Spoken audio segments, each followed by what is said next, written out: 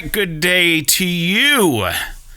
My name is Fred Oakman, and as always, with me today is the one and only Mr. Jake Peters, as he's getting excited to do episode 203. We are a PlayStation podcast. We are PS. This is awesome.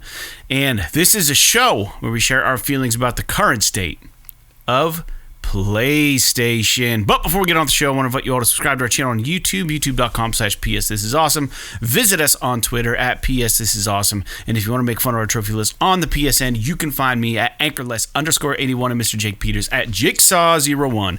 And as always, you can write the show at PS This Is Awesome at gmail.com. And most importantly, don't forget to share the show with your friends. Make sure to leave comments and rate the podcast as you see fit. Help us help you.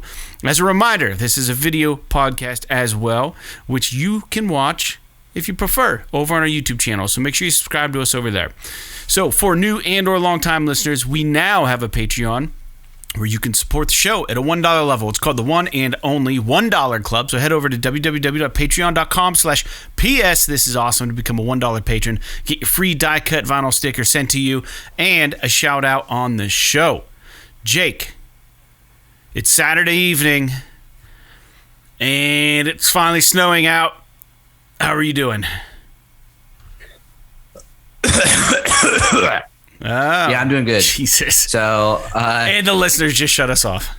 Yeah, so, no, I've been a little bit kind of blah today, but like literally, I'm not even kidding you. Probably a good 60% of the people that I know have had a cold in the past 2 weeks. Yeah. So I'm not, and it's like, so, you know, I kind of feel like the sinusy shit and like the nasal drip and all that kind of shit. Yeah, dude. A little bit tired, but like nothing real crazy. But it sucks, like the way that the world is now. It sucks that like every time you get like a little bit of a cough or something like that, it's like, oh, it's COVID. Oh. So like, and I'm not saying that we shouldn't be cautious. Yeah. Or testing, you know what I mean? If you think you might have it. Right. Right. But it sucks. Like now it's like, okay, well, if I have a stuffy nose, do I now have to go get tested and take 2 days off of work and wait for it to come? You know what I mean? Yeah. So or like, go drop fucking $20 on a home test. You know what I mean? It's ridiculous. If you can even find one, they don't exist anymore, apparently. Dude, well, here's the thing, right? So here's the thing. Exactly. It was like the week after Christmas, my Instagram feed was just blowing up with people on Instagram just like, well, I'm quarantining, I've got it. People like showing their fucking results and all that stuff. Everyone fucking has Omicron right now. Like everyone I know in my circle, everyone has it. Yeah. So that's all I have to say about that. So everyone, I might honestly have it. I don't think I do. I have had a headache for the last 3 days, and I've woken up with a sore throat, but no fever.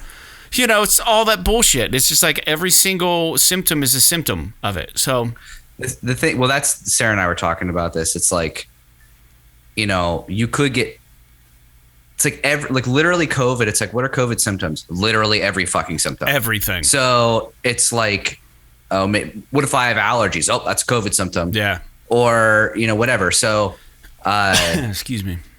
I would be more concerned about COVID with the way that I feel if it wasn't for the fact that like every single person that I've talked to has had the exact same symptoms. Because COVID doesn't, at least typically, COVID is a little bit different in everybody. Right. You know what I mean? Some people get fevers, some people don't. Some people are really lethargic. Some people but you have the just same get a really thing stuffy as everyone nose in your circle, yeah.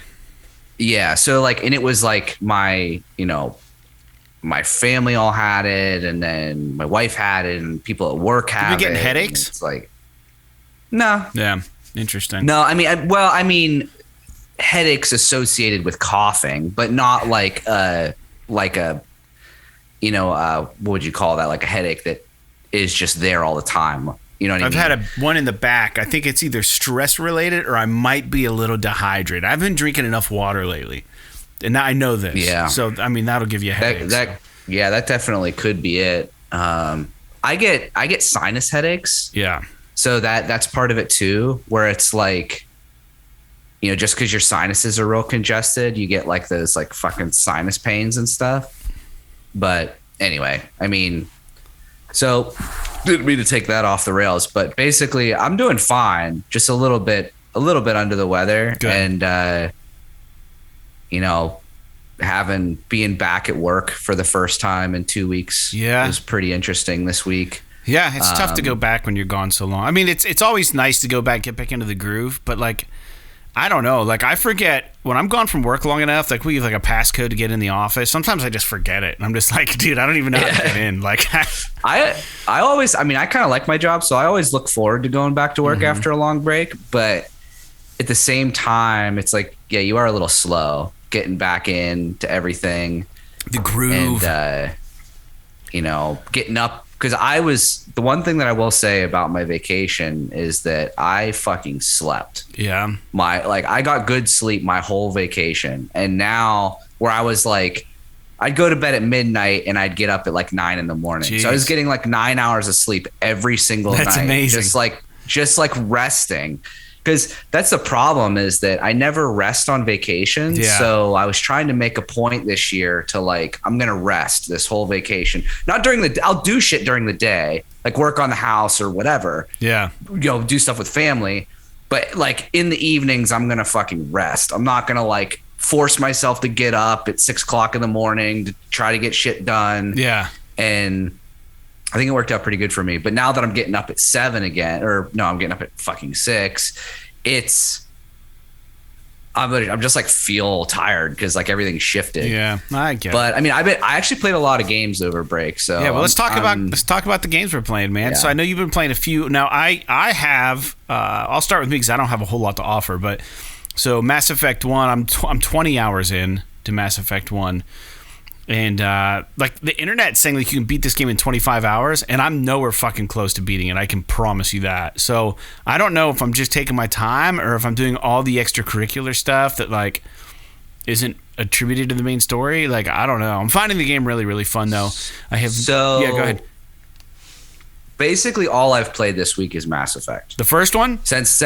Yeah. All right, cool. Because when we talked last week for the podcast, I hadn't started it yet because it was Friday and like a bunch of shit broke or I don't remember what the deal was. Yeah. But for whatever reason, I hadn't started it yet.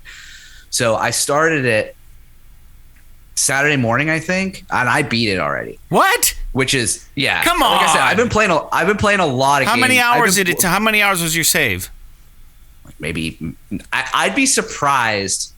I'll take a look, but I don't think it was any more than 20. How's that? How do I have 20 hours? And I dude, this is a spoiler, but I mean it's the first Mass Effect. I'm at the part where I had my first encounter with Saren, and you battle him, and you have to pick between team members. One lives, one dies, and we get back to the Citadel, and the Council essentially beaches you, and they're like, you can't go back out. So like, okay, so you are actually pretty close to the end. Oh, really? Yeah, it's a short game. You've got like one major mission left. Oh, wow. Okay. Yeah, so you're not as far off as you think you are. Because it feels like not a whole lot of shit has really happened yet. Yeah, and Mass Effect, I'm excited to get to Mass Effect 2 and 3 because they're much more sprawling. If memory serves me correctly, which it may not, but they're much more involved, like much more high. I don't know, they almost seem like higher quality games, which I guess maybe they are. But. Well, that guy. Well, not to interrupt, but the guy that I work with, he got the trilogy, and he had never played any of the Mass Effect games, right? And he was like, "I don't know if I should get it or not." I'm like, "Yeah, dude, it's supposed to be really good. You should get it." And he hasn't been a gamer for a whole long time. And he used to play back when he was younger, and then like he just got a PS5, and he played through the Mass Effect trilogy, and he platinumed Mass Effect 1. And then he was telling me that, like, he goes, Mass Effect 1 was amazing. He goes, but just you fucking wait till 2. He goes, I didn't think it could get better than 1. He goes, oh, buddy. 2 he goes, 2 is fucking awesome. He goes, 2 is like, he goes, it's got to be one of my favorite games. I'm like, really? And he's like, played Uncharted. And this guy's platinumed Last of Us 2 and Red Dead. So like Red Dead 2. So this guy like fucking puts time into games, and he's like, yeah, Mass Effect 2 is like hands down. He goes, it's a million times better. I don't know how they did it, but it is. So I'm real excited. Yeah, to it's really good. Let's save Mass Effect for a topic after I beat the game. We'll talk about it. Oh yeah, no. I wasn't gonna say we should. I was gonna say we shouldn't talk about it anymore. Yeah. But I was gonna say that one other thing unrelated to Mass Effect was actually just today. I guess it's kind of unrelated to PlayStation, but I bought an Xbox Series S. Ooh. Fancy. Because and here is, I guess I can relate it to PlayStation in this fact. I literally just walked into Walmart and they had them. Really? Yeah. So they didn't have the Series X and they didn't have the PlayStation 5, either PlayStation 5. But they had like 3 or 4 of the Series S consoles. And dude, this thing is fucking tiny. Do you have your phone on you? Yeah. I don't want to distract from the podcast, but I took a picture next of this to the console PS5. Next to the PS5. Dude, tweet it. Tweet it on the PS's awesome account. I don't think I have. Send me the picture and I'll tweet it. Yeah, I just sent it to you. All right, I'll tweet it. So it is like I opened the box. I'm like, are you fucking kidding me? It's like smaller than a Super Nintendo. Oh, wow. It's like that's awesome. Tiny. But anyway, I haven't done anything with it yet. And honestly, the only reason why I picked it up is because I wanted to get one of the current gen consoles, because in the future, like towards the end of the year, I'm looking forward to playing Starfield and shit like that. Yeah. Which is going to be exclusive to Xbox. Going to require it, right? So, and the other reason why I did it is, you know how console prices are so high right now? And I didn't pay any extra for the Series S because I found it in the store. Yeah. But if you try to buy them on eBay or whatever, they're all like blowing up in price. Or they're getting better, but they're still pretty expensive. It's all fucking consoles, dude. I looked up my Series, or not my Series S. That's what I got all now. Consoles are up there. Yeah. So the Xbox One S all digital edition, which was like the fucking black sheep when it came out. Nobody wanted it. Yeah. They're going right now on eBay. They're going used for like 20% more than I paid for it brand new. So I'm just gonna sell my old Xbox. It'll almost pay for my new one. Interesting. Wow. And yeah, it's weird. Like I would never fucking pay $225 for a used Xbox One S. I mean, that's just stupid. It's just really weird. Unless you're like desperate to play video games. I don't know why. I mean, it's really bizarre. But yeah, if you're, I typically don't recommend selling consoles. It's just like a bunch of bots. But like everything, it could be. I don't fucking care. I'll sell it to a bot if they want to pay for it. Some but, AI. Yeah, I typically don't recommend selling consoles, but an all digital Xbox Series or Xbox One S is useless. Like if it was a disc console and I could like put its disc in it or something like that, then yeah, maybe in 25 years. Yeah. Isn't it amazing? You see it? Yeah, I'm looking at it. That's really fucking tiny. Yeah. I'm gonna tweet that. That's so good. But yeah, it's interesting, and it kind of brings up a weird point, and I guess I don't mean to pull the podcast off the rails, but like our consoles are going to be there's going to be no point in holding on to them after the generation's over anymore. I mean, one, they sell tens of millions of them, so their scarcity is not a thing. Right. And two, without physical media, they're useless. And all the games that are coming out now, a lot of the discs are just download codes. Yeah, it's really weird. So like you can't even put a disc in and play it anymore. I mean, a lot of games still have content on the disc, but there are a lot of games like Halo Infinite just came out. You put the disc in your console, it literally is just a download code. Yeah. So I don't know, man. So like times are changing. I don't know. Yeah. So you haven't been playing much. You've been playing. You said you didn't get into Darkest Dungeon. You just been playing Mass Effect pretty much. Yeah, and then I haven't gotten back into Valkyria Chronicles 2 either. But I did post on our YouTube channel a 1-minute video of me breaking down my PS5 and cleaning it out. And there was some dust in there, man. I don't know. I might have sent that to you or not, but I got the sides off. They came off. It was a little different at first. I was afraid I was going to like break one of the tabs off or something, but it came off. And then I used like one of those Security 8 things to pull the fan actually out. And that was a little, if you're not comfortable like doing that kind of thing, like I guess it's not necessary to go that step, but I was like, you know what? Like these fucking things are still impossible to find. Maybe I'll break it, maybe I won't, because you have to pull off this adhesive and then pop out the fan connector off the thing that's connected to the motherboard. So like you got to kind of be careful. But it's pretty easy, super easy to actually get to. So you can check my video out, I guess, the listeners, if you guys want to see that. I'm sure there are better ones out there, but I thought it was kind of fun just to post it. And turned it right back on. Everything's working just fine.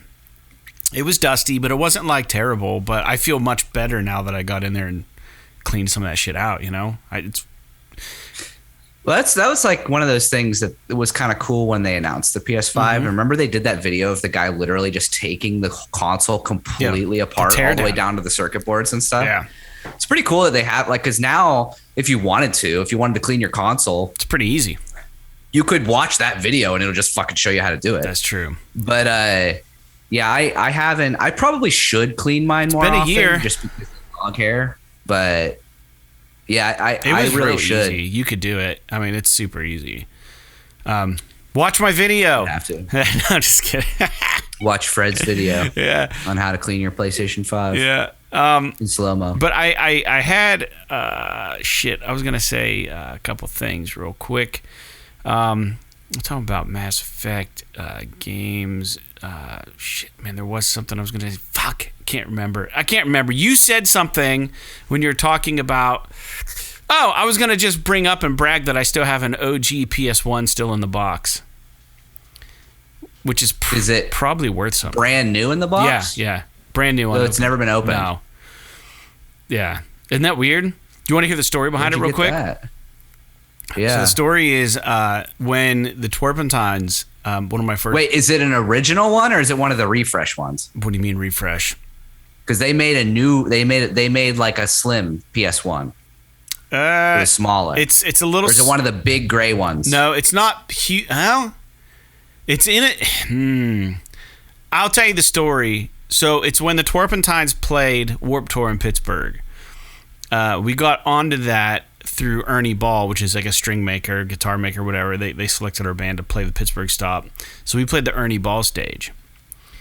And we didn't know, but we kind of knew at the time that they were also turning all the bands that got selected to play their stage into like a contest. And like if your band won or something, then you would get a care package from Ernie Ball. So we got all these free strings, got all this stuff. We got all kinds of cool shit. And then they sent us a free PlayStation at the time. And because we were a band of 4 dudes and we were 100% equal share, it never got opened. And it stayed like at my parents' house for I don't know how fucking long. No one ever opened it. And then just recently I found the fucking thing. It's still in the box unopened. The box has a little bit of wear and tear, but I don't know. I'd imagine it's probably worth something. I would think so. I mean, it's probably not going to be, super valuable, but I'm sure it's worth something. Yeah. But I don't plan to get rid of it unless a listener wants to take it off my hands for a very pretty penny. And I'd be happy to do that. For $1,000. Yeah, for $1,000, I'll sell it to you. And then you can have an original unopened PlayStation 1. But yeah, let's move on to the news. Jake, are you playing anything else or no? Nah. Okay, fair enough. All right, so we're going to talk about the news. And we knew this was coming. I didn't expect it to happen so fast. One of our things to look forward in 2022 was the PlayStation VR, right? Are they actually going to drop it? What are they going to do? And here's, as an aside, before we get into this conversation, I want to tell you this, because this is something that's really, really interesting about the landscape of VR right now. I work in an office with older adults who have families and kids and all this kind of stuff, and they're not gaming households, right? They just aren't. Like maybe someone will have like a kid who's like 17 or 15 or 16 or something who's like, oh, we should try this or we should get this. There are 2 people in my office that don't have a console in their house that both got Oculus Quest 2 for Christmas.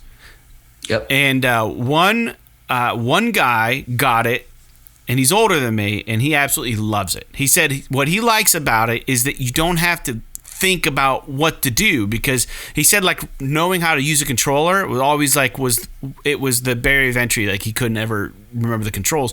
But with like the Quest, it's more natural because you're just doing the thing. And I'm like, oh, that's kind of interesting, you know. So that is a jumping on point. But then, so he got one for his son, and then he liked it so much, he got one for himself, and he told his buddy to get one so they could game online.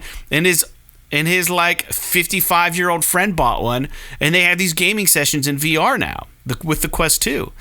And this lady I know has a son, and he's kind of a gamer, and he got it. But then her husband started playing it, loves it.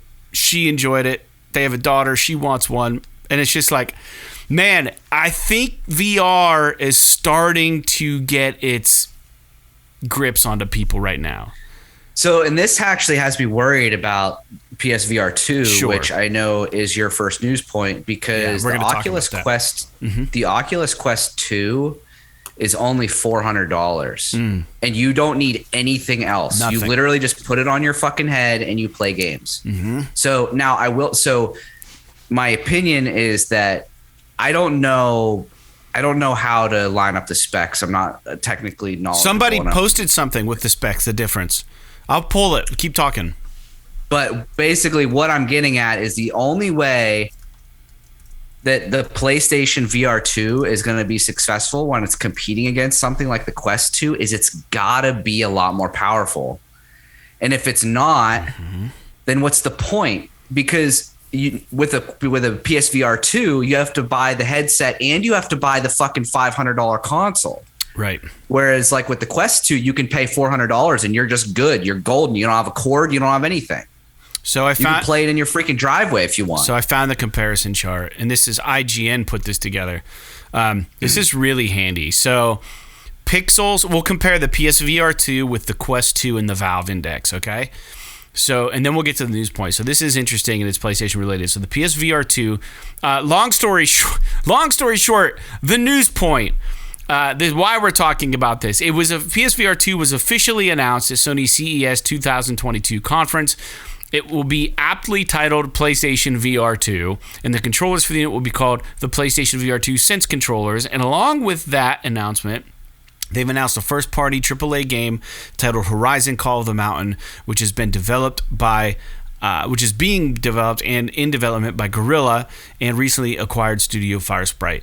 So that's what Firesprite's working on. And then Call of the Mountain is set in the universes of Horizon Zero Dawn, Forbidden West, and has been developed specifically for the PlayStation VR2.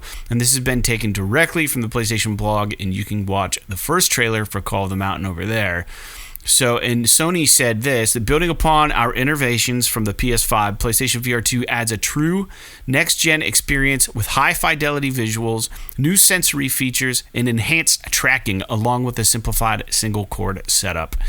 Visual fidelity for a high-fidelity visual experience, PSVR2 offers 4K HDR, 110-degree field of view, and foveated rendering. With an OLED display, players can expect a display resolution of 2000 by 2040 per eye and smooth frame rates of 90/120 hertz. It has headset-based controller tracking, inside-out tracking. PSVR2 tracks you and the controller through the integrated cameras embedded in the VR headset. Your movements in the direction you look are reflected in-game without the need for an external camera. And then it has new sensory features. PSVR2 Sense technology combines eye tracking, headset feedback, 3D audio, and innovative PSVR2 Sense controller to create an incredibly deep feeling of immersion. Headset feedback is a new sensory feature that amplifies the sensations of in-game actions from the player. It's created by a single built-in motor with vibrations that add an intelligent tactile element, bringing players closer to the gameplay experience. For example, gamers... Wait, is that in the headset? Yeah, I'm sorry. Yeah, it's built into the headset. Wow. So it's bringing players closer to the gameplay. For example, gamers can feel a character's elevated pulse during tense moments, the rush of objects passing close to the character's head, or the thrust of a vehicle as the character speeds forward. Additionally, PS5's Tempest 3 audio makes sounds in the player's surroundings come alive, adding to this new level of immersion. So it has eye tracking.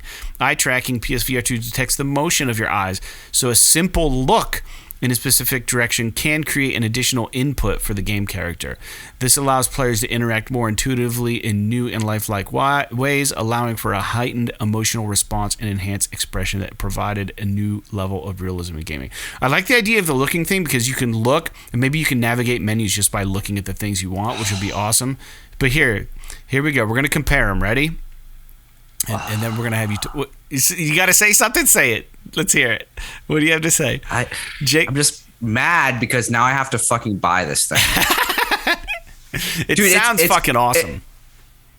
I think technically, other than resolution, the Valve Index is still the best headset. But it's got an LCD, and the PSVR2 is OLED, and some people like OLED. Right. So, that's what I'm saying. Okay. Other than the screen itself, I think that. But the thing about the Valve Index is 144 hertz, which is, I'm sure it makes a difference. And it doesn't have eye tracking.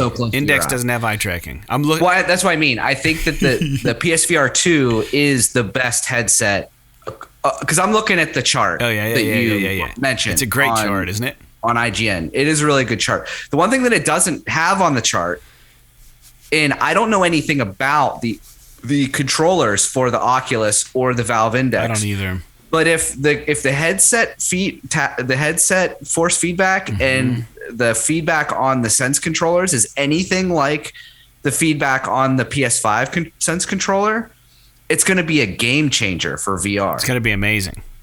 Like it might just be in one spot, though. But I mean, like...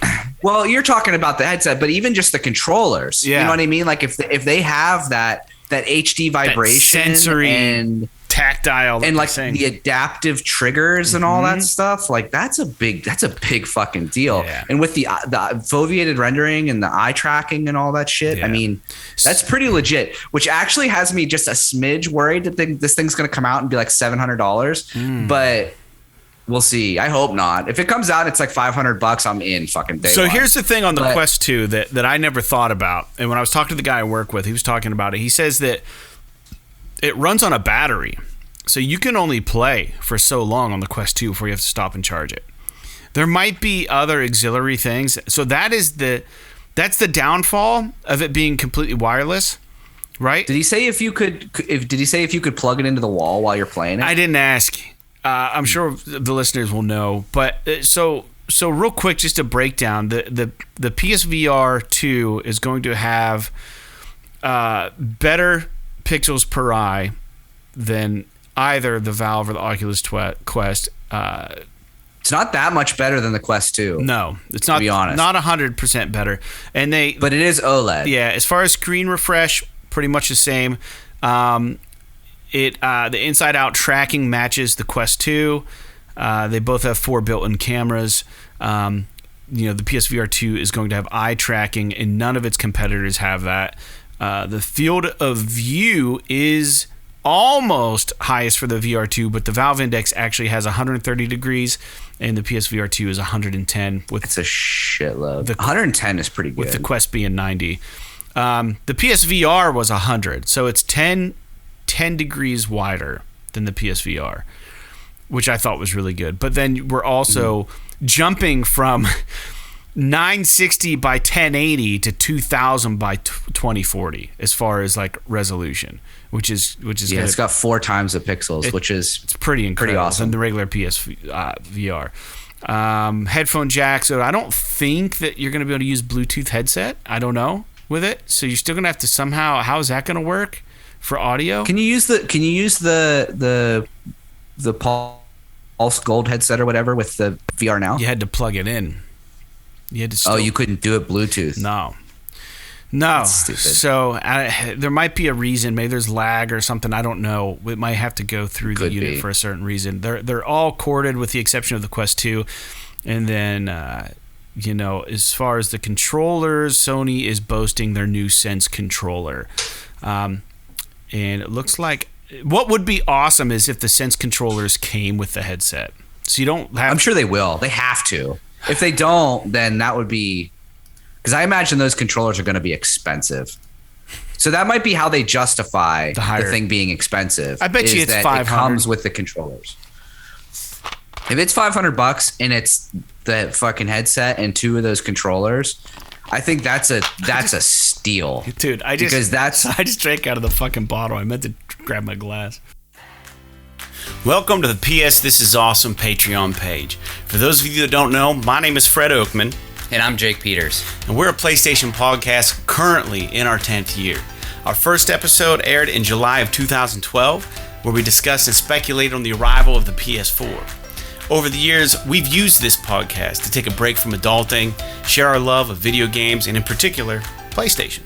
The audio podcast is available on all major streaming services, and we have recently made the leap to uploading video content and video podcasting to our YouTube channel, as well as the very occasional Twitter post or live stream. Over the years, we have covered everything from PS3 to PS Vita through the launches of PS4, PSVR, and now PS5. As our audience has grown over the years, we have decided to start this Patreon with the hopes of creating a medium in which we can give you the opportunity to help support our show. And as a test bed, we're starting with a single tier. It's called the one and only $1 Club. So with your support at the $1 level, we're going to mail you a premium vinyl cut sticker and give you a shout out on the podcast. But at this time, unfortunately, we can only ship to the US and Canada. But this is subject to change depending on your interest. So whether you're new to the show or you're a frequent flyer, we are forever thankful for your support and hope you can find it in your little gaming heart to join us in the one and only $1 Club. Until next time, like PlayStation, podcasting, and Patreon, PS, this is awesome. Sorry, go ahead. But yeah, this thing is way better than the first PSVR. Way better. And but I will say, and there's only one cord though. You don't have to worry about a fucking breakout box. But I will say, for let's say that the PSVR2 is $500. Yeah, let's say it. If the PSVR2 is $500, then the cheapest you could get into playing it would be $900 if you got the all digital PS5, because that was only $400. That's if you find it at retail. Right. That said, the Oculus Quest 2 is still a fucking awesome option for people. Oh yeah. Now, the one thing that they do not talk about on this graphic that I wish that they did is processing power, because my understanding is also that the Quest line, maybe the Quest 2 I'm sure is better than the Quest 1, but being that the processing is done on the headset, all built into the headset, it can't run as good of like high performance games as somebody with a gaming PC doing all of the processing or the PS5 or something. There's no way. Right. So I would say that if you have a PS5 and you're going to get a VR, then PSVR2 is probably the only option, unless it comes out and it's literally $1,000. Then I would say, fuck it, get the Quest 2, because $1,000 is a shitload just of for money. A headset and controllers. Yeah, I mean the Valve Index is like $800. So, my understanding is that probably until the PSVR2 comes out, the Valve Index is the best one on the market, and it. Even though the resolution is slightly less than the Quest 2. Now, I wouldn't be surprised if they come out with a new Valve Index at or around the same time as the PSVR 2 comes out, so that they're still like the market leader. But I guess what I'm driving at is that I am really optimistic with everything that they're offering with this headset. Yeah. And the only thing that I could hear now that would be like for sure 100% day one purchase, Half-Life Alyx, is if they're like Half-Life Alyx is coming to PSVR 2, and then I'll be like, all right, I'm in. No matter what, I gotta buy. Even if I fucking buy it, play that, and then sell this headset, I'm also a sucker for PlayStation hardware. Like, I'm not gonna go out and buy all the accessories and shit, but I like having like the new console, whatever that is, when it comes out, just to like, because I like the ecosystem, so I want to support it. and see what they're offering, try to get into it. And I did that with PSVR1, and I really did enjoy it for the first, couple of years that I had it. The problem is that it just got to a point where it was just too cumbersome. And now with the PS5 and all the adapter shit, and like you have to change your HDMI cables and crap it's just too much work. So the fact that the PSVR2 is coming out and it's going to require one USB-C cable to go back to the PS5 is like, I mean, I'll deal with that all day long to play some VR shit that's high quality. Mm-hmm. And we haven't even touched on, as far as I'm aware, the Horizon game that they announced for it. Right. Which looks awesome. It looks fantastic. Obviously it doesn't graphically look as good as like Horizon Forbidden West, but it's a fucking VR game. And it still looks just as good as like some new games that are coming out on PS4 and stuff. Yeah. So that's pretty impressive if you think about it. We don't know what the game is yet, but I assume it'll be like you shooting bows and arrows and taking down fucking robot dinos and shit like that. Yeah. But we just don't know if it's like on rails or if you can move around freely, or we don't really know anything. The trailer that we saw, you from what they did show, is you were in a boat and someone else was rowing, so it was on rails on what they showed. And I don't think anyone's really brought this up, but you look up and you see a tall neck walking by, and it looked really cool. And I mean, like, dude, those who know fucking know. Like, that in VR would be awesome. Like, looking at it on a screen, you're like, okay, yeah, it just looks like Horizon, but to know that you're in that world would be fucking dope.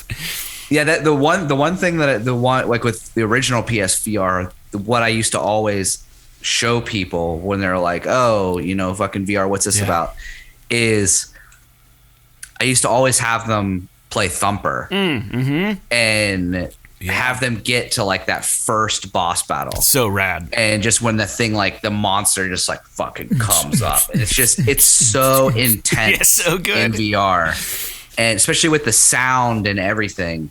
So I am like, the more I read about PSVR2, I know on the podcast in the past I've been kind of lukewarm about VR in general, but the more I read about PSVR2, the more I'm like, I gotta fucking buy one of these. Yeah, sign me up. I don't know that it's gonna get a ton of use in my household, but there are gonna be.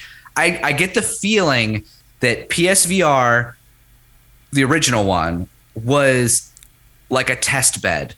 They're like, let's make something that's decently affordable. We'll make it really comfortable to wear. See if there's we'll make it pretty good, but not like the best one or anything like that. We'll make it affordable so people will buy it, and let's see what the reception is. And now they're like, okay, we're gonna jump head first into VR, and here's our real offering. You get what I mean? Mm-hmm. Where they're like, okay, now let's put some R&D into this to make it fucking a competitor in the market. Well, because really the only reason why PSVR1 was a competitor at all was because it was the most comfortable headset and because it was the cheapest by far. And there are PS4s. And everybody already had a PS4. Yeah. So it made sense. But now they're like, yo, we're going to give you a fucking headset that's better than the best headset on the market right now. And that's why I'm a little bit concerned about pricing. But it's Sony, man. We'll see. I hope they do have a history of taking a loss on new hardware just to get it in people's hands. Mm-hmm. And so I'm hoping that's the case. Or that they're able to make it cheap enough that they can sell it at a profit, but, still only sell it for $500. Who knows what the numbers are on the first VR, like if they made money on it or not. Yeah, I don't know. I mean, I know that when it came out, it was the same price as a PS4. So it was $400. The PS4 was $400. Mm-hmm. And, everybody was happy with that. And if they can do the same thing, then that would be awesome. If they could be even cheaper, that would be even better. Dude, but I don't see how they can. You need to find someone that's willing to buy an OG PSVR off you and then use that money to buy a PSVR 2. I bet you could sell an OG PSVR. I wonder what the fuck. I probably could. I mean, you probably could. Sell the breakout box. Hell, even sell them the goddamn dongle that you have for the PS5. Or the one you didn't get it. I got it. That's hard to find nowadays. But anyways, let's talk a little bit more about the news. What else happened at CES 2022? This has been a long episode so far. We're getting into a lot of good news points. Neil Druckmann from Naughty Dog, he was able to chime in, and he was let off the leash a little bit. He inferred there are multiple multiplayer games in projects in the pipeline at Naughty Dog, and they are, quote unquote, dying to share them with us. So the rumor is that we are going to be getting The Last of Us remake in the second half of 2022. So there's that. I don't know if I'm interested, but the more I think about the more I think about if it looks as good as The Last of Us 2 and it's The Last of Us 1 with extra content, I'm fucking in. Like, just give it to me. What extra content? I heard they were putting extra content in it. What's that? I said, I mean, cool if they can make like some. I want to, yeah. It would be cool. I don't know if they would do this, but it would be cool if they added to the story, like the middle parts when remember there's that part where you go from Pittsburgh to Colorado. Yeah, it's like what happened in between. You traveled all the way across the fucking country and we have nothing between those 2 points. Yep. Like that'd be some cool shit if you could come up with something in the middle there to like throw it in. It wouldn't ruin the overarching story because I don't want them to touch really the stuff that's already laid. Yeah, the stuff that's already there. But if they can add there's a lot of gaps. Yeah, I think it'd be cool. Well, another thought I had was, you know how they had the Ellie and DLC, Ellie and Riley DLC, where you go around the shopping mall and stuff. What if they offered some sort of baked-in DLC where you got to play as Bill or something? That would be cool. Yeah, like because he's all alone in that town. Yeah, like him dealing with setting up the traps, the story of him and his man. Yeah. That'd be a really cool story. I could see them doing that too because it's Naughty Dog. You know what I mean? I wouldn't. And it's just fucking Nick Offerman. Yeah, dude. Yeah. He's gonna be playing Bill in the movie, which is cool. I forgot, like when I did the news that one week, talk about I forgot to put that in there that Nick Offerman was being cast as Bill in the Last of Us TV show. Why the fuck not? Yeah, they already had. Had a guy. Here's the thing. They had a guy cast, and the guy couldn't make it work with his schedule. So could you imagine being like, oh yeah, by the way, you can have this part in the Last of Us HBO series. Well, we all know, spoiler, Bill died. No, we don't know that Bill dies. Bill lives probably. So he could have. And when you leave Bill in the game, I mean, he's totally fine. Yeah. So, I mean, this guy turned down maybe a Walking Dead role. You know what I mean? Like, could you imagine if Andrew Lincoln turned down the role of whatever the hell his name is? The guy in Walking Dead? Can't remember his name. What the hell's his name? Never watched the show, so I don't know. His son's name's Carl. Carl! Oh, you're talking about the main dude. Yeah, the sheriff. The cop. Yeah, I don't know his name. Anyways, doesn't matter. Rick Grimes. Yeah, that's what it was. Can you imagine if he would have turned that role down because he just didn't have time for it in his schedule? Like, he got, famous off of that. Like the guy who turned down the role for Bill. Who knows? Maybe there's going to be a spin-off show on him. You don't fucking know, dude. There's literally been one video game TV show that has been successful. What was it? The Witcher. Yeah. And it's good. People are bitching about season 2, which I don't agree with because I think season 2 is fucking awesome. Yeah, it's right. But, so it could be like if this guy knows anything about the industry, maybe he's like, I'll take my chances over here because history would suggest that this is going to fail. Yeah, but we're getting Nick Offerman. I'm fine with that. Right. My problem, my concern with it is only that I'm afraid that the vocal masses are going to destroy something good. You just got to stay away, man. Just stay away from the noise. Well, and I'm not concerned about them destroying it for me. Yeah. I'm concerned about like the writers and stuff either getting canceled or them because my thought process is if Neil Druckmann's involved, it's probably going to be true to the source material and that it'll be true to the themes of the show. They may rewrite some of the sections a bit of the story to make it fit TV a little bit better, but it'll be true to the feeling of the video game if Neil Druckmann's involved. It'll be good. But I'm afraid that like all these Last of Us fanboys are going to, lay the internet beat down on HBO, and then they're going to either cancel it or they're going to try and rewrite it to be something a little bit more mainstream or something. Well, the same shit's happening on the Reddit channels for The Witcher show, and I had to unsubscribe. It's so annoying. It was so poisonous. I unsubscribed because every single person was like, cancel this show already. She doesn't know what the fuck she's talking about. And then they'll quote like something that she said, like the director from like when they were all about it, when the Reddit user was like all about it, and back in the day, and they're like, oh yeah, The Witcher 1's gonna be the best TV show ever. She knows exactly what she's talking about. And then like smash cut to season 2, they're like, fucking cancel the show, it's a bunch of bullshit, she doesn't know, she said she was gonna do this, she's not doing this. And it's just like, dude, the fucking video game culture is so toxic. The people are so toxic. Dude, the video game isn't even. It's an alternate universe. It's not even part of the books. I'm just talking in general video games. Like the people, like their opinions, like they're so fucking. It sucks. No one has a nice thing to say. I feel like it comes from that like philosophy, not philosophy so much as like there's like a psychology behind it where like video games have historically been for outcasts. Yeah. And so like now if the mainstream is butting in, like they're, like this is my thing, you know what I mean? Right. And it's fucking annoying because now video games are for everyone. Yeah. Like literally fucking elderly people are playing video games now. It's how the Bay Area felt when Green Day got big.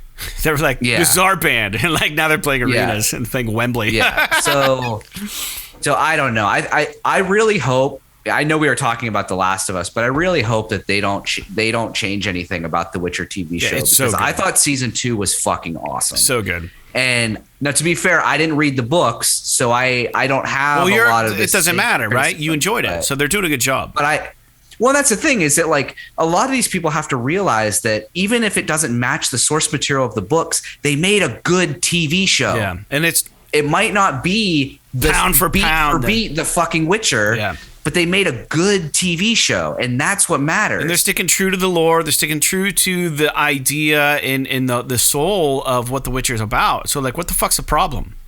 It's good. It feels like The Witcher, which you cannot say for most video game multimedia content that's outside of video games. Well, let's get back to the news point about Naughty Dog and them saying they have a couple games they're working on. They can't wait to share them with us. The Last of Us coming out. Dude, how can they have multiple multiplayer games? This is annoying me. Did you see the quote from Druckmann?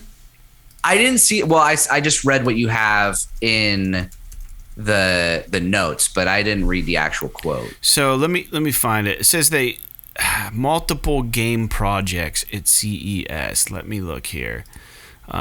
I didn't watch it, but it says I'm on Gamer Rant, and I'm trying to find a quote here. I could have misspoken. I know they have multiple games, but I'm pretty sure. Hold on. I can't find it. We're so prepared.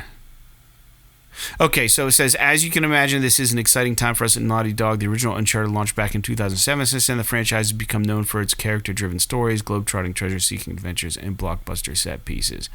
Druckmann stated, "We're proud that Nathan Drake is coming to the big screen, giving an opportunity to reconnect with our fans, as well as reach a whole new audience. The team behind the movie has put a new and exciting spin on Nathan Drake's origin, while still retaining the spirit of what made the stories in the same so special.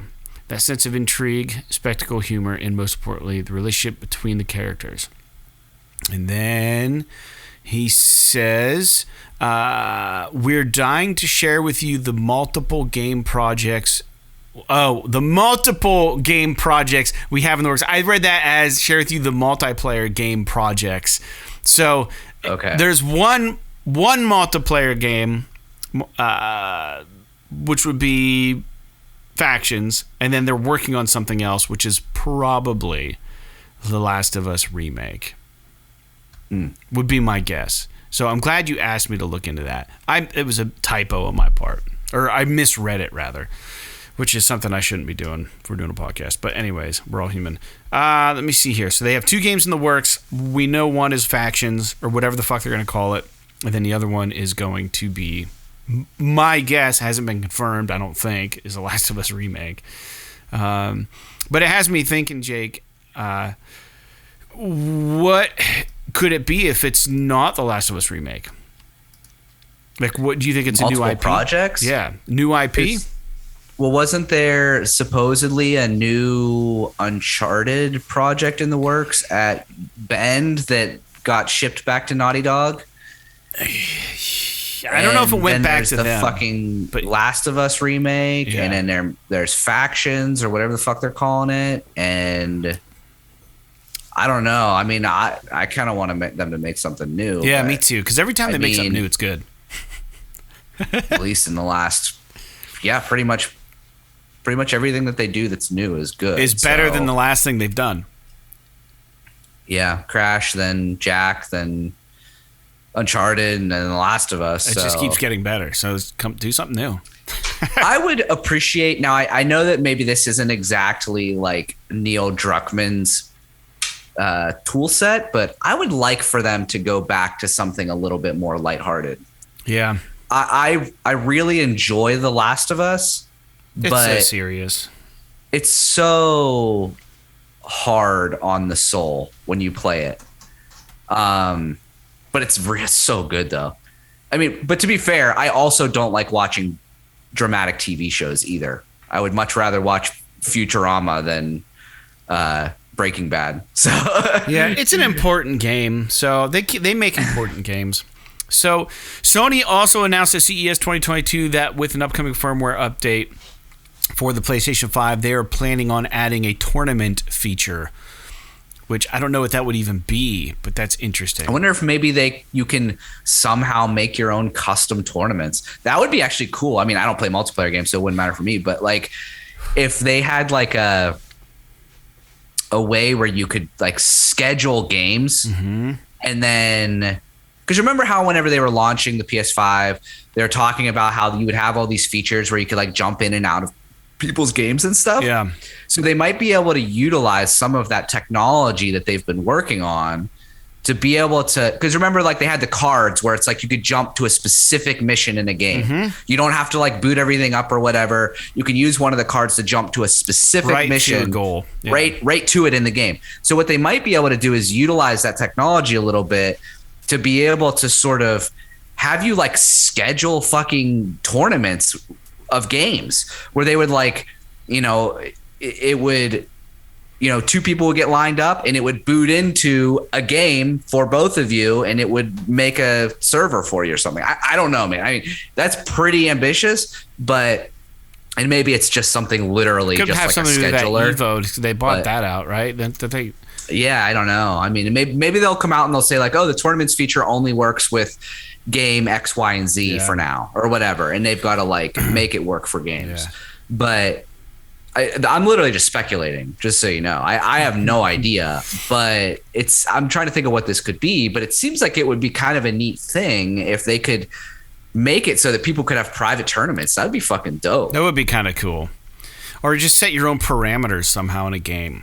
Like with score-based games, something to just track what your friends got on level 3 of blah, blah, blah, blah, blah. So you could all just be competing in that level. Yeah, together. You guys could compete against each other. Like, like you get to you're playing Resogun, right? And it's like, okay, Fred and Jake are matched up for this and we're going to jump straight to level 4 of Resogun. And whoever gets on hard mode, and it's whoever gets the highest score wins. At the end of the level wins. That'd be cool. And then they move on. That'd be really cool. That'd be really cool, actually. Some sort of like tournament thing you can do with your friends. Yeah. Who knows what it's going to be, though? That's a cool idea. It's innovative. So moving on to the next news point, with Dying Light 2 coming out very soon, I believe in February, developer Techland tweeted that the game will take 500 hours to complete. That's right, 500 hours. The key word, though, is complete. So to do absolutely everything in this game that you can possibly do in the game, they said it will take 500 hours. But the game has, if you remember, Jake, a branching story, and all of your actions actually have repercussions in the story. So my guess is to see every single part of this decision tree play out, it's going to take 500 hours. I bet a single playthrough is still like 25, 30 hours. I don't know. I would imagine. But I mean, it's like Skyrim. Yeah, that goes when to Skyrim show, came though, out, right? Like how much they put into this thing.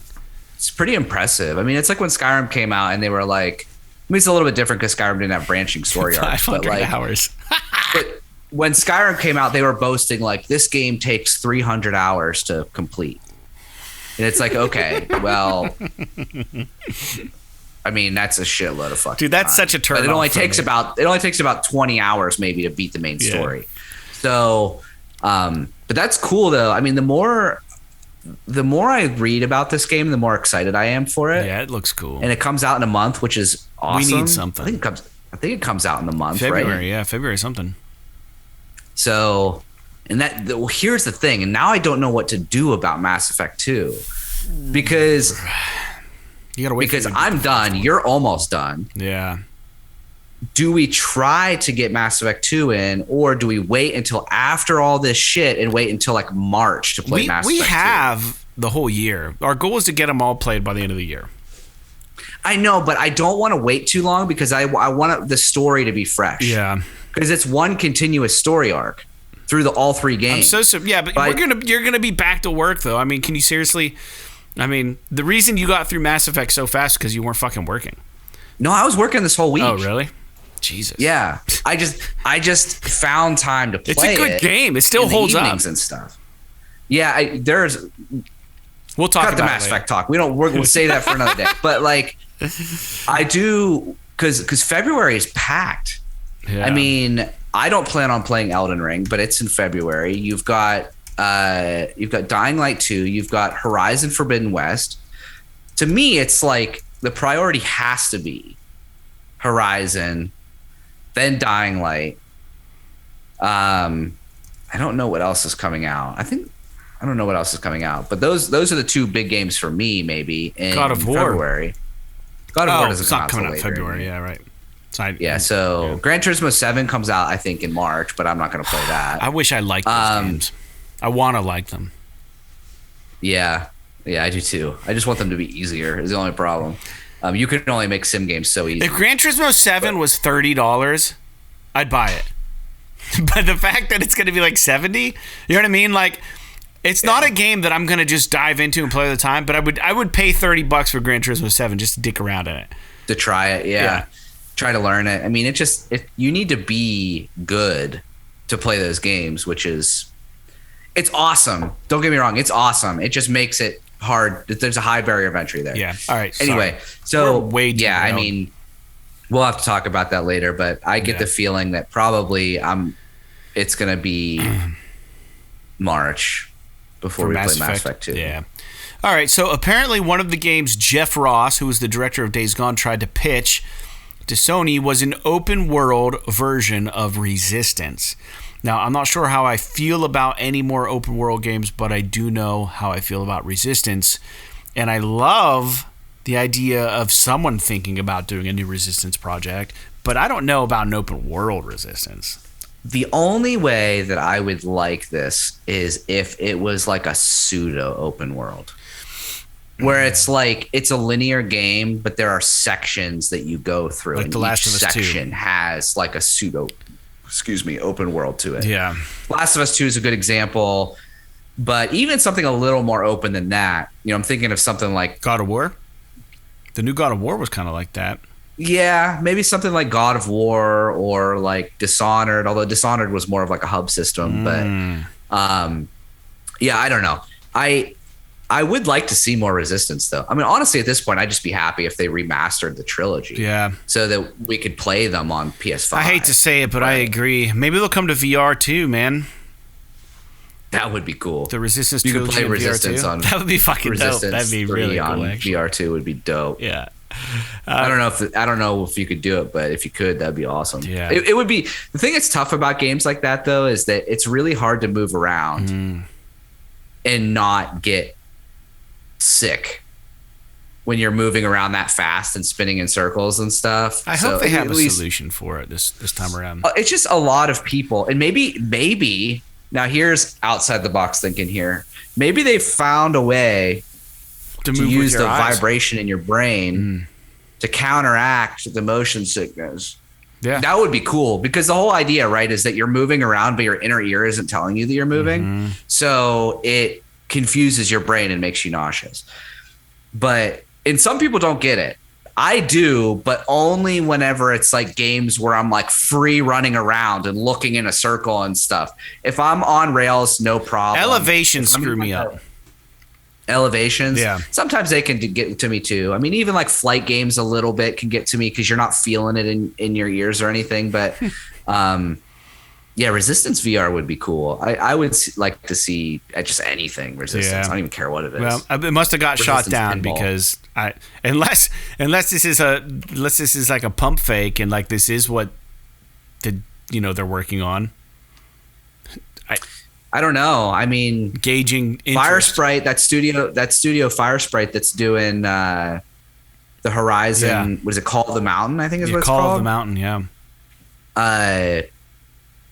I think we read like earlier, like later last year, that they've got like 4 fucking games in development. So they could be working on like, dude, think about if they brought Fire Sprite in and they're like, hey, look, you guys are a VR team and they're huge. They're like 250 people strong. Mm-hmm.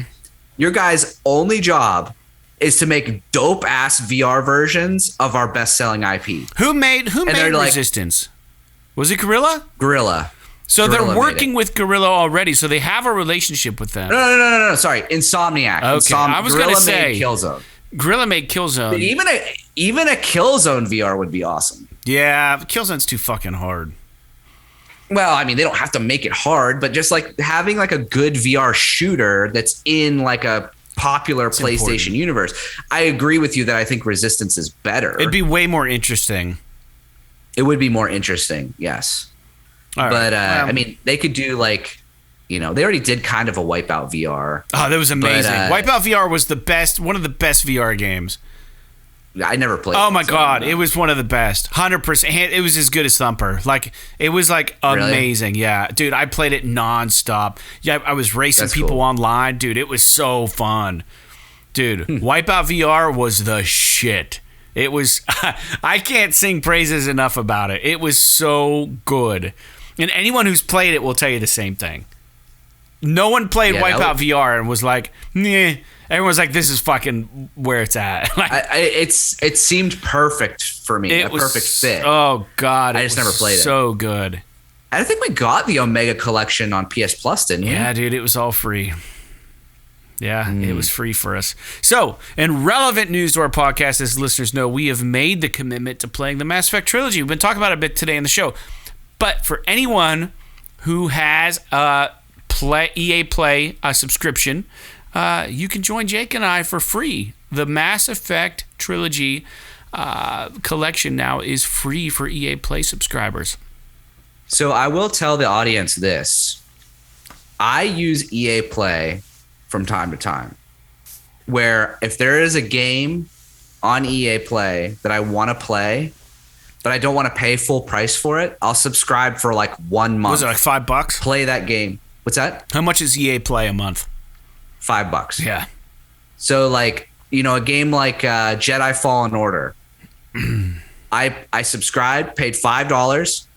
I beat Jedi Fallen Order in less than a month and then unsubscribed. So instead of paying, $60 for Jedi Fallen Order, I paid $5 to play it. Now I don't own it. I can't go back and play more of it unless I resubscribe. But it's something that you can do, I guess is what I'm driving at. That's a pro tip there. And that integrates with PlayStation. So right. How does that work? So if you're an EA Play, how does that work? So the way that it works is that in the menus in your PlayStation, they're in the settings menu. There's a thing called like subscriptions under your account information. And when you go to that, EA Play will be in there. So that's how you subscribe and unsubscribe. But then after you subscribe the first time, which you do from the store, then it will be in your subscriptions list and you can subscribe and unsubscribe. Just toggle it whenever. But when you want to use it, you basically just have to be subscribed. And then on the PlayStation Store, a game will be tagged as an EA Play game and you can just download it. That's awesome. That's awesome. You don't have to have a launcher or anything. They used to have a launcher on PS4, but I don't even know if you really need Are you streaming it? You don't download it. You stream it? No, you download it. You download it. Yeah, they're not. Wow. It's not. None of it is streaming. Man, I might have to do that because Jedi Fallen Order 2 is rumored to have a huge announcement before the 2022 E3 show. So figures. If it comes out late next year, yeah. That'd be a good get for EA. Dude, because Jedi Fallen Order 1 was really well received. I never played the first one. I know you were kind of mixed on it. It's good. I like it. I don't really like that actor that plays the main character is all. Yeah. I don't know what Tom it Holland. is, but no, I'm just kidding. No, it's not Tom Holland. It's the redhead from that show about all the dirtbags in the city. Yeah. Yeah. So I can't remember his name. And speaking of E3 2022, it's not going to be an in-person event this year, but let's move back up real quick to one last news point, which I thought was weird. Instead of paying an awesome tribute to Castlevania for the 35th anniversary of the franchise, Konami decided they were going to auction off 5 NFTs. Oh! So they were money grabbing. Instead of doing something so cool fucking for Castlevania, shitty. Yeah, so instead of doing something proper, they did this, and it's just like, wow. Why is the industry doing this? I don't know. It's invading. It's a scam. Because it's money. It's free money, and everyone's falling for it. So you can have a fucking. I don't know. It seems so stupid. Please don't buy this, people. Please don't buy it. I don't think it's an auction, and I don't think they're going to be able to because there's only literally 5. So they're auctioning off 5 NFTs. That's it, from what I understand. Unless there's like 2,000 of each one of them, but I thought they were one of one. These ones. If there's only 5, then there's only 5. You're going to find 5 people that are fucking stupid. That are going to spend $100,000 on these things. And it's going to be like, hey, I've got this. I've got the BMG background. Yeah, I've got the screenshot of, Victor Belmont's taint. Yeah. That I paid $25,000 for. But you don't even want to buy it off screenshot. Of me? It's not yours. Because that's got value. It's so stupid. God damn it. I hate the world right now. Yeah. Well, anyways, hey, let's talk about new games. January 4th, we're getting Breakneck City on PS5, PS4. Deep Rock Galactic already came out. And we didn't talk about the new PS Plus games. Yeah, we did. Did we? Yeah, we talked about them last show. Yeah. Oh, yeah, we did. I haven't downloaded any of them yet. I want to get Break Rock. I want to download them all, actually. But I heard Deep Rock. I said Break Rock. Deep Rock Galactic and Breakneck City both came out on the 4th. And on the 6th, which is already past today because today is the 8th, Demon Gaze Extra on PS4 and Heavy Barrel on PS4. Do you remember the Heavy Barrel, the Nintendo game? What is this? What is Heavy Barrel on the PS4? Are you kidding me? Are you kidding me right now? Is this the OG Heavy Barrel? I have no idea. I've never played this game. You've never played? It's an arcade classic. It's a run and gun. I'm looking at it right now. I've just never played it. It's $5 on the PSN store. It says the unthinkable has happened. Terrorists have seized the underground control complex of a nuclear missile site. It's up to you to infiltrate the installation and eliminate the leader of the terrorist forces. It won't be easy. But is it just a straight remake or what is it? That's a good question. Did someone remake this game? It looks like. Or is this like it's just a port? It was a Data East game. I know that much. Yeah, it's just a port. That's so weird. It's so weird. Dude, I loved this game. So to give anyone any inkling of what this game played like, so the original Contra had the platforming, and then it had like the intermediate levels where you would have to shoot all the different parts of the machine that shot at you, where it was like kind of over the shoulder, but not. It was still top down. That's what Heavy Barrel is the whole game. So it's almost like Konami Warriors. Obviously it's not. It's not a stealth game, but it has the same view. It kind of has the same sort of viewport as like a Metal Gear. Oh god. For NES. Yeah. Dude, I totally just said it. I've had a few too many to drink.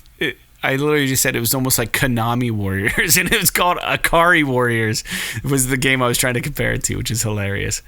Konami Warriors. It's Ikari Warriors, actually. But yeah, that game was pretty rad. I used to remember playing that. Man, I haven't thought about that game or Heavy Barrel in so long. That's so badass. Well, you got $5. You can go ahead and play it right now. What I want is the Bubble Bobble game. I haven't bought that yet. In fact, LJ, the one listener of our show, I'm just kidding. He is a very vocal listener of the show, with me at least. We talk a lot. In fact, we're supposed to be scheduling a way out here to play a way out. But he sent me a photo. He was at the Exchange, which is kind of like a used game kind of place, right? I think Erie has one, Erie, Pennsylvania. I don't know where he was at, but they had a Bubble Bobble poster on sale for $8, and he sent me a picture of it. And I was like, dude, that's fucking awesome. That's cool. Yeah, dude, Bubble Bobble's the shit. If you haven't played it, you should fucking play it. I want to try the new one. The new one actually has all the old games in it, too. But the game really shined with couch co-op. Bubble Bobble couch co-op was where it was at. So if I can get my brother on board, maybe I'll pick it up. We'll see. I don't know, Jake. I don't really have much else. I have a couple more crazy stories I could share with the listeners, but they didn't tune in for that. So I will say this, that I wanted to know, do you have any experience using Blender? Very, very small amounts of experience. So when I was dicking around with Unity a little bit, I was playing with Blender to try and make some models. But dude, moving the camera and shit in Blender is so confusing. Like, it doesn't work the way you want it to. That's the hardest part for me, is just looking at the objects that I'm trying to modify and the angle that I need to look at them at. So 3D modeling in general is hard that way. Yeah. Like, if you're using at work, we have AutoCAD for doing 3D modeling. Well, we use Inventor for that, but it's part of the same platform. And the guy that does our CAD work at the office has a 3D mouse to be able to move around in that space. What the fuck is a 3D mouse? It's like a joystick that like rotates. Like, it's fucking weird. And he was like, yeah, I got this thing, try it out. And I'm like literally like, you ever see one of those people that has never played a first-person shooter on a controller before? And they're like looking all over the fucking place, looking at the ground and the wall and the ceiling and shit. That was like me controlling this mouse. Yeah. But he's like picking pieces up and moving them around. He's got like the power glove. Yeah, it's impressive. But yeah, so like I understand what you mean about like trying to use a mouse to do that movement. It's not like perfect for the job. Here's the thing. So I have that Hero Quest game, right? And I told you about this. I've been painting all the miniatures, and I'm not trying to get too far into it, but because we're getting ready to close the podcast down. But my issue is not even an issue. Have you seen people who are like really into role-playing games, how they have dice towers? Do you know what a dice tower is? It's essentially a tower, right? It's a tower that you build. It can fit the aesthetic of whatever game, and it's got like a little ramp inside it. So you drop the dice on the top, they hit the ramp, and they shoot out at the bottom, and it catches the dice, so they never fly off the table, and it just does your rolls for you. You just drop them in there. So I'm trying to make... I found a free modular dice tower file, and I'm trying to customize it for Hero Quest, and I'm trying to use Blender to do it. So I'm taking the face, because a lot of these things are already 3D rendered and they're free and they're online. But what I'm trying to do, I found a die for Hero Quest, and I'm trying to slice off just the image of the die faces, and I'm going to mount them on each side of this castle dice tower on the sides and make an STL file and then print it in my 3D printer, which would be fucking dope. And on the front, it's going to say Hero Quest in the font because it's modular. So I just need the one little piece to have those things on it. And then maybe on the top looks like the little, like a rook, like a chess piece rook, right? At the top of that tower. And I'm going to try to take, because I have some Hero Quest figure 3D files, I'm going to try to like bake them into the top of the tower, like the gargoyle like up on there or something with its wings or something. It'd be fucking dope, and just use it as a dice tower for my 3D. So I'm working on that, but I was digging around here in Blender, and I was like, God, this thing's got to be, because I used Cheeto Box to do all my slicing for the 3D printer, and that's a 3D you can't do much editing at all. You build supports and stuff in it, but the navigation in Cheeto Box is amazing. It's so simple compared to Blender. They're completely different. They look the same almost visually because you have a 3D model and you can work around it and stuff. So I'm used to using one, and I'm trying to figure out Blender, and the controls aren't the same, and I'm just like trying to figure out how to fucking move shit around in there. It's frustrating. But it's fun. That's bizarre. So I have one interesting thing to say that the listeners don't give a shit about. Yeah, and then we'll tie it off. Yeah. And then we'll tie it off. I was watching just briefly, longtime listeners probably know that I like hockey. And short-time listeners know you like hockey. Yeah, so there is every New Year's Day, they have a game called the Winter Classic, which is an outdoor game. They play in a baseball field or a football field usually. And this year it was in Minnesota, and it was so fucking cold during the Winter Classic on January 1st. Yeah. That people's drinks were freezing while they were watching the game. That's amazing. Like there are like I think it was like minus 10 degrees out. Wow. While they were playing this game, and people are sitting in the fucking crowd watching this game. It's minus 10 degrees out, and people are tweeting all these pictures of their coffee that is literally so frozen that they have it turned upside down and it won't come out of the glass. Dude, it's crazy. I can't imagine doing something like Sounds that. like Punxsutawney when they try to look at the Gopher shadow. Yeah, Jesus. I know. It's like here recently this past week, it's been, I think yesterday and the day before that, it was like in the teens. Yeah. And like low 20s. And it's like, man, it's fucking cold here, but not that cold. There's a level of cold, like once your snot starts freezing in your nose, like if it gets any colder than that, you almost don't even notice because it's just like, it just hurts no matter what. I don't know. Yeah, the worst I've ever experienced was when I was in Winnipeg in February. And it was like minus 17 degrees outside. Yeah, fuck. And they were like, yeah, it's pretty warm winter this year. And I'm like, you fucking kidding me? It's minus 17 degrees out right now. It's ridiculous. But anyway, we can end the show now. Well, thanks for tuning in, everybody. This has been episode number 203 of PS This Is Awesome. Thanks for putting up with Jake and I ranting about shit, talking about the news, and our excitement for PSVR2 and Mass Effect and all that good stuff. So make sure you tune in next week. We are a video podcast. Make sure you guys watch the show if you can. And no closing music, but I hope you have a great week, and we'll talk to you next time. So, like Mad Max, Mass Effect, and Max Payne 3. P.S. P.S. This is awesome. Awesome.